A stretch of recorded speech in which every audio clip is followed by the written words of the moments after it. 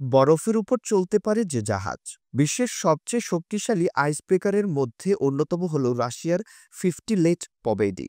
এই বিশাল আকারের জাহাজটির বিশেষ ক্ষমতা হল বরফের আস্তরণ ভেদ করে এগিয়ে চলা। এটি বর্তমানে বিশ্বের সবচেয়ে বড় আধুনিক পারমাণবিক আইস ব্রেকার, যার মোট ওজন 25,840 মেট্রিক টন।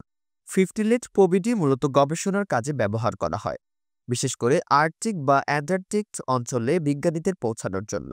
এই অঞ্চলে বছরের বেশিরভাগ সময় বরফের আস্তরণে ঢাকা থাকে, যা সাধারণ জাহাজের জন্য পার করা অসম্ভব। তবে এই আইসব্রেকার জাহাজের মাধ্যমে খুব সহজে বরফ ভেদ করে সেখানে পৌঁছানো যায়। এছাড়া যদি কোনো অন্য জাহাজ বরফে আটকে পড়ে, তবে এই আইসব্রেকার তার উদ্ধার কাজে ব্যবহার করা হয়। বিশেষভাবে আর্কটিক অঞ্চলে বাণিজ্যিক পণ্য পরিবহনের জন্য নিরাপদ যোগাযোগ চ্যানেল তৈরি করতেও 50 লেট পবেডি জাহাজটি ব্যবহৃত হয়। এই জাহাজের পারমাণবিক শক্তি তাৎপর্যপূর্ণ। 50 লেট পবেডিতে দুটি উচ্চ ক্ষমতা সম্পন্ন নিউক্লিয়ার রিঅ্যাক্টর বসানো রয়েছে, যেগুলো একসাথে ৭৫,০০০ হর্স পাওয়ার শক্তি উৎপন্ন করতে সক্ষম।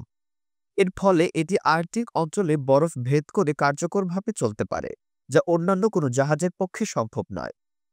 আজ পর্যন্ত রাশিয়ার এই আইসব্রেকার ছাড়া অন্য কোনো জাহাজ আর্কটিক অঞ্চলে এমন কার্যকারিতা প্রদর্শন করতে পারেনি।